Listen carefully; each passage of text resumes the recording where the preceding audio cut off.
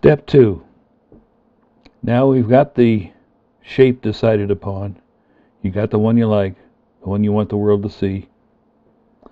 Now it's time to determine what the size of the project is going to be. And no, we're not ready to put on any adornment yet. Stay away from that until you get the fundamentals put together. Now if you've created your shape with pencil and paper, then you're in a little bit of a bind on coming up with the project size. You'll have to get yourself an opaque projector or something equivalent to that, or a pentagram, so you can expand the size to the size that you really want. Now what determines the size? Well, that's whatever use you're going to make of the object, and your ability to make the object in the first place. If your lathe has only a 10-inch swing, then 10-inch diameter is the maximum you can do, and as a matter of fact, it's got to be a little bit less than that because the rings are going to be larger than that before you get them turned down. So you probably can only do 9.5 inches on a 10-inch lathe.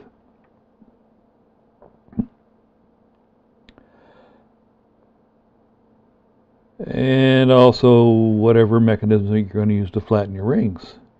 If you've got a drum sander and it's only 5 inches wide, then that's as big as your rings can be.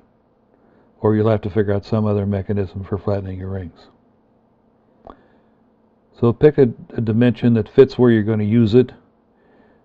Look at the surroundings where it's going to be, or if it's a utilitarian use, what's going to fit in your hand reasonably. If you're going to use it for a cremation container, then you're worried about what the volume is. And a quick rule of thumb for that is 1 cubic inch per pound of body weight.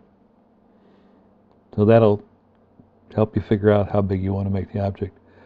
Fortunately for the segmented project planner, which is what I use, it's easy enough to establish the size once you've figured out what you want it to be. And that's down here in the project creation section in the lower right corner of the screen. I can set the outer diameter or the height, or I can ignore a little bit about the shape that I've actually created and disconnect the constraint of height to width and set them individually. But I could certainly say that this project is going to be 8 inches tall and go ahead and generate the project by clicking on the Generate Project As button. If you want to make your layers come out even, then you might want to think about probably 3 inches, 6 inches, or 9 inches, or 12 inches tall. But it's not a constraint unless you want it to be. And I don't think there's anything else I can say about that. Once you've set it in this particular situation, press the button, save the file, and you're done.